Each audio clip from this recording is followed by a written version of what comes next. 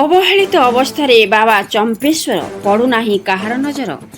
ଦେବଗିରି ପାହାଡ଼ ପାଦଦେଶରେ ବାଲିମଣ୍ଡଳୀ ଗ୍ରାମ। ପାହାଡ଼ ସଂଲଗ୍ନ ଏହି ଗ୍ରାମର ଦୃଶ୍ୟ ଅତୀବ ମନୋହର।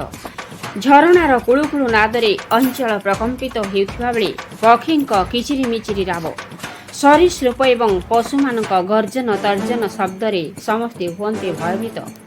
ହେଲେ କରନ୍ତି ନାହିଁ କାହାର କ୍ଷତି। ସେହି ପାହାଡ଼ ପାଦଦେଶରେ ମହାଦେବଙ୍କର ଆବିର୍ଭାବ ଓ ଅବହେଳିତ ସମସ୍ତଙ୍କୁ କରିଛି ଆଶ୍ଚର୍ଯ୍ୟାନ୍ୱିତ। ଏପରି ଏକ ଘଟଣାର ଦୃଶ୍ୟ ଦେଖିବାକୁ ମିଳିଛି ବାଲେଶ୍ୱର ଜିଲ୍ଲା ଔପଦା ବ୍ଲକ ବଡ଼ପୋଖରୀ ପଞ୍ଚାୟତ ବାଲିମଣ୍ଡଳୀ ଗ୍ରାମରେ। କାହିଁ କେଉଁ କାଳରୁ ଏହି ପାହାଡ଼ ସଂଲଗ୍ନ ଗ୍ରାମ ବାଲିମଣ୍ଡଳୀରେ ଆବିର୍ଭାବ ହୋଇ ଅବହେଳିତ ଅବସ୍ଥାରେ ପଡ଼ି ରହିଛନ୍ତି ବାବା ଚମ୍ପେଶ୍ୱର ମହାଦେବ। ରାଜା ମହାରାଜ ଅମଳରୁ ବାବା ଚମ୍ପେଶ୍ୱର ସମସ୍ତଙ୍କର ରକ୍ଷା କବଚ ହୋଇ ଜଗି ବସିଛନ୍ତି। ଭକ୍ତ ଓ ଅଞ୍ଚଳବାସୀଙ୍କୁ ତାଙ୍କୁ ଯିଏ ଯେତେବେଳେ ଯାହା ମାଗିଛି ବିଳମ୍ବ ହେଲେ ମଧ୍ୟ ପାଇଛି ବୋଲି 9 ବର୍ଷ ଧରି ପୂଜା କରି ଆସୁଥିବା ପୂଜକ ବିଜୟ କୁମାର ଦାସ ମହାପାତ୍ର କହିଛନ୍ତି। ବାବା ଚମ୍ପେଶ୍ୱର ହେଉଛନ୍ତି ପାତାଳୀ ମହାଦେବ। ଶ୍ରୀ ଦାସ ମହାପାତ୍ରଙ୍କ ପୂର୍ବରୁ ବାବା ପୂଜା ପାଉନଥିଲେ। ବାବାଙ୍କର ଅପାର ମହିମା ଯାହା ବର୍ଣ୍ଣନା କରିବା ଅସମ୍ଭବ। ତାଙ୍କ ଆଶୀର୍ବାଦ ଏପର୍ଯ୍ୟନ୍ତ କେହି ବିପଦରେ ପଡ଼ିନାହାନ୍ତି ବୋଲି ସ୍ଥାନୀୟ ବାସିନ୍ଦା ପ୍ରକାଶ କରିଛନ୍ତି। ସେଠାକୁ ଅନେକ ଭକ୍ତ, ନେତା, ରାଜନେତା, ଦର୍ଶକ, ଜନସାଧାରଣ ବାବାଙ୍କ ଦର୍ଶନ ନିମନ୍ତେ ଯାଉଛନ୍ତି ଏବଂ ଦର୍ଶନ କରି ଆନନ୍ଦ ମନରେ ଫେରୁଛନ୍ତି। ହେଲେ ବାବାଙ୍କ ପୀଠ କିମ୍ବା ମନ୍ଦିର ପ୍ରତି କାହାର ଆନ୍ତରିକତା ପ୍ରକାଶ ପାଉନାହିଁ। ସଂସ୍କୃତି ବିଭାଗ ମଧ୍ୟ ସେଠି ପହଞ୍ଚି ପାରୁନାହିଁ। ଓଡ଼ିଆ ଅସ୍ମିତା ସମ୍ପୂର୍ଣ୍ଣ ଫେଲ୍ ମାରୁଛି ସେଠାରେ। ଓଡ଼ିଶା ସରକାର କିମ୍ବା ସଂସ୍କୃତି ବିଭାଗ ଚାହିଁଲେ ବାବାଙ୍କ ପୀଠର ଉନ୍ନତି ହୋଇପାରନ୍ତା ବୋଲି ପୀଠ ଭ୍ରମଣରେ ଯାଇଥିବା କବି, ସାହିତ୍ୟିକ, ସାମ୍ବାଦିକ ଓ ସମାଜସେବୀ କବି କମଳ ନରେନ୍ଦ୍ର ପ୍ରସାଦ ବେହେରା, ସାମ୍ବାଦିକ ନିହାର ପାଢ଼ୀ ଏବଂ ଘନିଷ୍ଠ ସାଥୀ ବାପୁନ ଜେନା ବାବାଙ୍କ ଅବହେଳିତ ପୀଠର ଅବସ୍ଥା ଦେଖି ଦୁଃଖ ପ୍ରକାଶ କରିଛନ୍ତି। ବିଭିନ୍ନ ପର୍ବପର୍ବାଣୀ ଓ ଶ୍ରାବଣ ମାସରେ ଜଳ ଲାଗି ନିମନ୍ତେ କାଉଡ଼ିଆ ଭକ୍ତମାନଙ୍କ ପ୍ରବଳ ଭିଡ଼ରେ ବାବା ଚମ୍ପେଶ୍ୱରଙ୍କ ପୀଠ କମ୍ପି ଉଠିଥାଏ। କିନ୍ତୁ ଭକ୍ତମାନଙ୍କ ପାଇଁ ନା ଅଛି ବିଶ୍ରାମାଗାର, ନା ଅଛି ଅନ୍ୟାନ୍ୟ ସୁବିଧା ସୁଯୋଗ। ମନ୍ଦିର ନଥିବାରୁ ବାବା ଖରା, ବର୍ଷା, ଶୀତ ଓ କାକରରେ ପଡ଼ି ରହିଛନ୍ତି। ଜଣାଯାଏ ପ୍ରାୟ 1500 ବର୍ଷ ପୂର୍ବେ ଏଠାରେ ରଜାଗଡ଼ ଥିଲା। ରାଜାଙ୍କ ରାଣୀ ନାମ ଥିଲା ଚମ୍ପାବତୀ। ସେହି ଚମ୍ପାବତୀ ରାଣୀଙ୍କ ନାମ ଅନୁସାରେ ଚମ୍ପେଶ୍ୱର ନାମ ହୋଇଛି। ପୂଜକମାନଙ୍କୁ ରାଜା 3 ଏକର ଜମି ଦେଇଛନ୍ତି ପୂଜା କରିବା ପାଇଁ। ହେଲେ ଭୟରେ ଦୈନିକ ପୂଜା କରିବା ପାଇଁ ଆସନ୍ତି ନାହିଁ। ସେମାନେ ଟ୍ରଷ୍ଟ ଅଛି ହେଲେ ସକ୍ରିୟ ନୁହେଁ। ସନ୍ତାନ ସନ୍ତତି ଠାରୁ ଆରମ୍ଭ କରି ଯିଏ ଯାହା ମାଗିଛି କେହି ବାବାଙ୍କ ନିକଟରୁ ଖାଲି ହାତରେ ଫେରି ନଥିବା ଅଞ୍ଚଳବାସୀଙ୍କ ଠାରୁ ଖବର ସଂଗ୍ରହରୁ ଜଣାପଡ଼ିଛି। ମନ୍ଦିର, ରାସ୍ତା, ଭକ୍ତଙ୍କ ରହିବା ପାଇଁ ଘର, ଆଲୋକ ଇତ୍ୟାଦି ପୀଠ ପାଇଁ ନିହାତି ଆବଶ୍ୟକ ଅଛି। ଯଦି ସରକାର ଏଥିପ୍ରତି ଦୃଷ୍ଟି ଦିଅନ୍ତେ ନିଶ୍ଚିତ ଭାବେ ପୀଠର ଉନ୍ନତି ହୋଇପାରନ୍ତା ବୋଲି ଆସୁଥିବା ଭକ୍ତ ତଥା ସ୍ଥାନୀୟ ଜନସାଧାରଣ କହିଛନ୍ତି। ହେଲେ ବାବାଙ୍କ ପୀଠ ବା ସ୍ଥାନଟି ଜଙ୍ଗଲ କିସମ ଜାଗା ହୋଇଥିବାରୁ ଉନ୍ନତିର ବାଧା ସୃଷ୍ଟି ହେଉଛି ବୋଲି କେହି କେହି ମତ ପ୍ରକାଶ କରିଛନ୍ତି। ବାଲେଶ୍ୱରରୁ ନରେନ୍ଦ୍ର ପ୍ରସାଦ ବେହେରାଙ୍କ ରିପୋର୍ଟ, ମସିହା ନ୍ୟୁଜ୍। ଆପଣ ମସିହା ନ୍ୟୁଜ୍ର ୟୁଟ୍ୟୁବ୍ ଚ୍ୟାନେଲକୁ ସବସ୍କ୍ରାଇବ୍ କଲେଣି କି? ଯଦି କରିନାହାନ୍ତି ଏବେ କରିନିଅନ୍ତୁ। ଏହା ସହ ମସିହା ନ୍ୟୁଜ୍ର ଫେସବୁକ୍ ପେଜ୍କୁ ଓ ଟ୍ୱିଟରକୁ ଫଲୋ କରନ୍ତୁ। ତା ସହ ମସିହା ନ୍ୟୁଜ୍ର ଏପ୍ ଆସିଗଲାଣି। ନିଜ ମୋବାଇଲରୁ ପ୍ଲେ ଷ୍ଟୋରରୁ ଡାଉନଲୋଡ୍ କରିନିଅନ୍ତୁ। ଜୟ ଜଗନ୍ନାଥ। ଆପଣ ଟିକେ ପରିଚୟ ଦେବେ ଆଜ୍ଞା? ଆଜ୍ଞା, ମୁଁ ଖୁଣ୍ଟା ଗ୍ରାମ, ଏଠୁ 7 କିଲୋମିଟର ରାସ୍ତା, ଏଇ ଚମ୍ପେଶ୍ୱର ପୀଠ ପାଖରୁ ମୁଁ ସେଠୁ ଆସୁଛି। ମୋ ନାଁ ହେଉଛି ବିଜୟ କୁମାର ଦାସ ମହାପାତ୍ର। ଆପଣ କେତେ ଦିନ ଧରି ଏଠି ପୂଜକ ଭାବେ କାର୍ଯ୍ୟ କରୁଛନ୍ତି? ମୁଁ 9 ବର୍ଷ ହେଲା। ତା ଆଗରୁ ପୂଜା ହେଉନଥିଲେ। ତ ମୁଁ ଆପଣ କେମିତି ଆଗ୍ରହୀତ ହେଲେ ପୂଜା କରିବା ପାଇଁ? ମୁଁ ଦିନେ ଆପଣମାନେ ତ ଦେଖିପାରୁଥିବେ 3 ପଟ ପାହାଡ଼ ମଝିରେ ଠାକୁର ଅଛନ୍ତି। ଏଠି ବଡ଼ ଟଗର ଗଛ, ଫୁଲ ଅଛି, ବେଲ ଗଛ ଅଛି, ଅଛି, ବାବା ସବୁ କିଛି ଅଛି। ମୁଁ ଦିନେ ଏଠି ବୁଲା ଆସିଥାଏ। ଏଇଦିନ ଆମ ଠାକୁରଙ୍କ ନାଁ ଶୁଣି ଲୋକ ଆସନ୍ତି, ଭକ୍ତମାନେ ଏବେ ଆସୁଛନ୍ତି, ତେଣୁ ମୁଁ ବି ଆସିଥାଏ।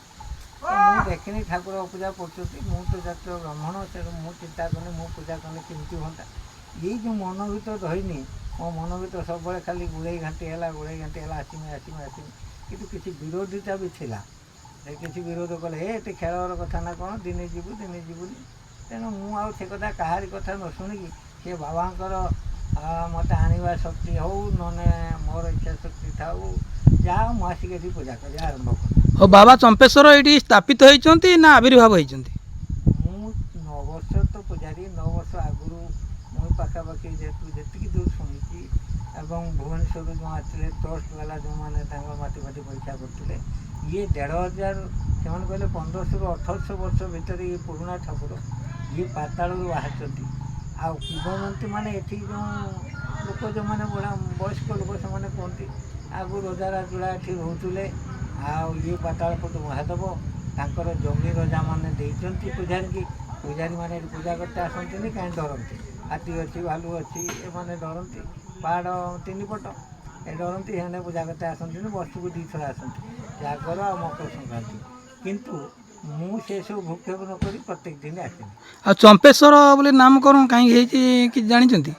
ମୁଁ ଯେତେ ଦୂର ଶୁଣିଛି, ମୁଁ ତ 9 ବର୍ଷର ପୂଜାରୀ, 9 ବର୍ଷ ଏକ୍ସପିରିଏନ୍ସ କଥା କହିବି, ତା ଆଗ ଏକ୍ସପିରିଏନ୍ସ କଥା ମୁଁ ସମ୍ପୂର୍ଣ୍ଣ ବର୍ଷ ଜାଣିନି। ଯାହା ଶୁଣିଛି ଏଠି ଆଗରୁ ଯେତେ ରଜାଗଡ଼ ଥିଲା, କାରଣ ଆମେମାନେ ଆଖିରେ ଦେଖୁଛୁ ଏ ବଡ଼ ବଡ଼ ପଥର ଖଣ୍ଡେ ସବୁ ଅଛି, ମାଙ୍କଡ଼ା ପଥର ତ ମୁଗୁନି ଜାଗା, ମୁଗୁନି ପଥର, ମାଙ୍କଡ଼ା ପଥର ଆସିଲା କେଉଁଠୁ? ପୁରା ଠିକ୍ ଘର ହେଲା ଭଳିଆ ମାଙ୍କଡ଼ା ପଥର ସବୁ ଉପରୁ ଅଛି। ଆଜ୍ଞା। ସେ ଯେଉଁ ୱାଲ୍ ଉଠିଛି ଏଇର ସବୁ ସେ ସବୁ କଟା ମାଙ୍କଡ଼ା। ଆଉ ସେଠି ବି ଆମେ ଆଣିକି ଦେଇଛୁ କିଛି, ସେଠି ଡ୍ୟାନ୍ସ ପ୍ରୋଗ୍ରାମ୍ ହେଉଛି ଜାଗର ଦିନ ଆମେ ଆଣିକି ଦେଇଛୁ। ତ ଆଗରୁ ଏଇଟା ଗଡ଼ ଥିଲା।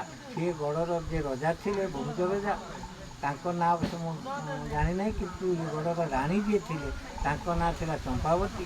ଏଇ ଚମ୍ପାବତୀଙ୍କ ନାମକରଣ ଅନୁସାରେ ଏଠି ଚମ୍ପାଗଡ଼ ସୃଷ୍ଟି ଆଜ୍ଞା। ତାକୁ ଚମ୍ପାଗଡ଼ ବୋଲି ଆଖ୍ୟା ଦିଆଯାଏ। ସେ ଚମ୍ପାଗଡ଼ ଚାଲିଥିଲା। ତାପରେ ଏଠି ଆସ୍ତେ ଆସ୍ତେ କୌଣସି ମତେ କ'ଣ ହେଇଥିଲା କିଏ ଜାଣେ, ସେ ବାବା ଚମ୍ପେଶ୍ୱର ଜାଣିଥିବେ ବିଲୁପ୍ତ, ସବୁକିଛି ବିଲୁପ୍ତ। କାରଣ ଆମେ ଏଠି ଅଙ୍ଗେ ନିବେଦନ କଥା କହୁଛୁ, ଆମେ ଗୋଟେ କୂଅ ଖୋଳୁଥିଲୁ ମୋଟା ତେଣୁ ଆମେ ଏବେ ଯେଉଁ ମାଟି କଳସ ଆଣୁଛନ୍ତି ପତଳା, କିନ୍ତୁ ସେଗୁଡ଼ା ମୋଟା ଆଜ୍ଞା। ସବୁ ଖଣ୍ଡ ମିଳୁଥିଲା। ତାମାନେ ଏଠି ବସତି ଥିଲା। ସେ ଆମ୍ବ ଗଛ ପାଖରେ ଗୋଟେ ନାଳୁଆ ବାହାରିଥିଲା, ହଁ। ମାନେ ପାଣି ଯିବା ପାଇଁ ଯେନା ମାନେ ଘର ନାଳୁଆ କରନ୍ତି, ମାଟି ନାଳୁଆ ଗୋଟେ ବାହାରିଥିଲା। ତାହେଲେ ଏଇଥିରୁ ଅନୁମାନ କରାହେଉଛି ଆଗରୁ ମାନେ ହଜାର ହଜାର ବର୍ଷ ଆଗରୁ ଏଠି ଜନବସତି ଥିଲା। ବସତି ଥିଲା। ହଁ। ଆଉ ଏଇ ଯେଉଁ ଚମ୍ପେଶ୍ୱର ବାବାଙ୍କ ନାମର କିଛି ଜମା ଜମି ଅଛି? ହଁ, ତା 3 ଏକର ଜମି ଅଛି। ସେଇ ରଜା ଦେଇଥିଲେ। ଯେଉଁମାନେ ଖାଉଛନ୍ତି ସେମାନେ ପୂଜା କରିବା କଥା ବ୍ରାହ୍ମଣକୁ ଦେଇଥିଲେ, କିନ୍ତୁ ବ୍ରାହ୍ମଣମାନେ ଭୟଭୀତ ହେଇକି ଆସନ୍ତି। ଆଜ୍ଞା। କାରଣ ଏଠି 3 ପଟ ପାହାଡ଼ ନା, ହଁ। ହାତୀ, ଭାଲୁ, ସାପ ଏସବୁ ଆସନ୍ତି, ତ ସେଇ ନେଇ ସେ ଡର ଆସନ୍ତି। ଏଇଟା ତ ଜଣାପଡ଼ୁଛି ପାହାଡ଼ ମାନେ ଜଙ୍ଗଲ କିସମ ଜାଗା ଏଟା। ହଁ, ଜଙ୍ଗଲ କିସମ ଜାଗା। ୟା ପରେ ଆପଣ ଯେଉଁ ଏଠି ଉନ୍ନତିମୂଳକ କାମ କଲେ ସରକାର କିଛି ବାଧା ସୃଷ୍ଟି କରିବେନି? ନା, ଆମେ ଏଇ ଯେଉଁ ମନ୍ଦିର ଆପଣମାନେ ଦେଖୁଥିବେ, ଯେଉଁ ଟିକେ ଟିକେ ପାଇବା ଉଠିଛି, ଲୋକ ଇଟା ଦେଇଛନ୍ତି, ଲୋକ ବାଲି ଦେଇଛନ୍ତି, ଲୋକ ଚିଜ ଦେଇଛନ୍ତି। ତ ଏଇ ଉଠେଇଲା ବେଳେ ଆମକୁ ଫରେଷ୍ଟ ଡିପାର୍ଟମେଣ୍ଟ ଆସି ବିରୋଧ କଲେ ଯେ କି ଆମେ ଆଉ ଉଠେଇ ପାରୁନୁ ନାହିଁ। କିନ୍ତୁ ବିଗତ ଏଇ 15-20 ଦିନ ହେଲା ଆମ ଗୋଟେ ଖୁସିର ଖବର, ସରକାରଙ୍କର ଅନୁକମ୍ପାରୁ 2.5 ଏକର ସମ୍ପତ୍ତି, ମାନେ 50 ବା 67 ଡିସମିଲ୍ ନା କେତେ ସମ୍ପତ୍ତି ଚମ୍ପେଶ୍ୱର ନାଁର ପଟ୍ଟା ହେଇକି ଆସିଛି ରାସ୍ତା ସହ। ତେଣୁ ୟା ପରେ ନିଶ୍ଚିତ କଣ୍ଟ୍ରାକ୍ଟରମାନେ ଆସିବେ, ଏଠି ସରକାର ଅନୁଦାନ ଦେବେ ବୋଲି ଆମର ଦୃଢ଼ ବିଶ୍ୱାସ। ମନ୍ଦିର ବି ଆଜି ହେଇନି, ହେବ। ଟ୍ରଷ୍ଟ ଅଛି? ଟ୍ରଷ୍ଟ ଗୋଟେ ଅଛି, କିନ୍ତୁ ଟ୍ରଷ୍ଟ ଦିନେ ଏଠି ତ ସବୁ ଗରିବ ଲୋକ, ଆଜ୍ଞା। ଆଉ ଆଦିବାସୀ ପାଖାପାଖି ଲୋକ, ସେମାନେ ଏତେ ପଇସା ପତ୍ର ଆଣିବେ କ'ଣ ଏଠି ଖର୍ଚ୍ଚ କରିବେ।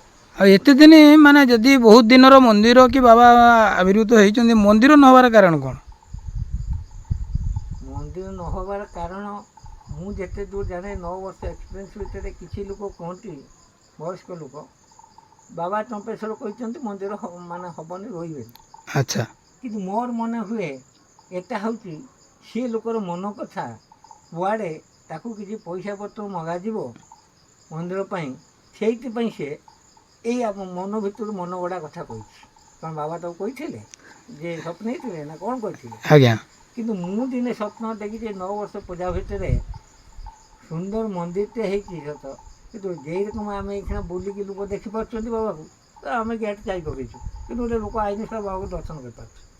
ସେ ସେନ ଚାରିପଟର ତାର ସବୁ ଇଏ ରହିବ, ମାନେ ଦ୍ୱାର ନୁହେଁ, ତାର ଗେଟ୍ ସିଷ୍ଟମ୍, ଇଏ ସିଷ୍ଟମ୍ କରାଯିବ, ଜାଲି ସିଷ୍ଟମ୍, ଯେଉଁଟାକି ମନ୍ଦିର ଏଠି ଖୋଲା ନଥିନେ, ବ୍ରାହ୍ମଣ ନଥିନେ ବି ସୁଦ୍ଧା ସେ ବୁଲିକି ଠାକୁରଙ୍କୁ ଦର୍ଶନ କରିଦେଇ ଯାଇପାରିବ।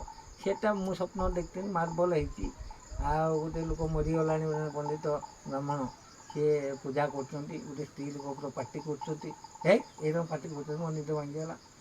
ତ ମୁଁ ସେଇ ଭାବେ ଦେଖିଥିଲି। ମୁଁ ଆଉ ଅଧିକା କିଛି ଜାଣିନି ଯେଟା ସତ, କାରଣ ତା ଆଗରୁ ବସିଛି ମିଛ କହିବା ଏଠି ଅନୁଚିତ, ଜାତିର ମୁଁ ବ୍ରାହ୍ମଣ। ଆଉ ବାବାଙ୍କର ଗୋଟେ ଏବେ ଆଗରୁ କ'ଣ ଥିଲେ ମୁଁ ଜାଣିନି, 9 ବର୍ଷ ଭିତରେ ମୁଁ ଦେଖୁଛି ଯେଉଁ ଲୋକ ଆସୁଛନ୍ତି ଏବେ ଏଠି ଭଲ ଲୋକ, ଜାଗର ବେଳକୁ ମ୍ୟାକ୍ସିମମ୍ 10,000 12,000 ଲୋକ। ଏଇ କାଉଁରିଆ ଗଲା ଯେଉଁ ଶ୍ରାବଣ ମାସ, ଯଦି ଆମକୁ କେହି ଆଗେଇକି ପାଣି ଢାଳିଥିବେ କୌଣଶ୍ୱର